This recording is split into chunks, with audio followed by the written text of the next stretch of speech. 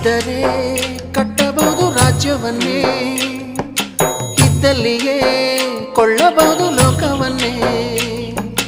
ತಾಯಿಯ ದೆಯ ಹನಿಯು ಸಿಗುವುದೇ ನಮ್ಮ, ಕೋಟಿ ಕೊಟ್ಟರು ಅದನ್ನು ತರುವ ಯಾರಮ್ಮ.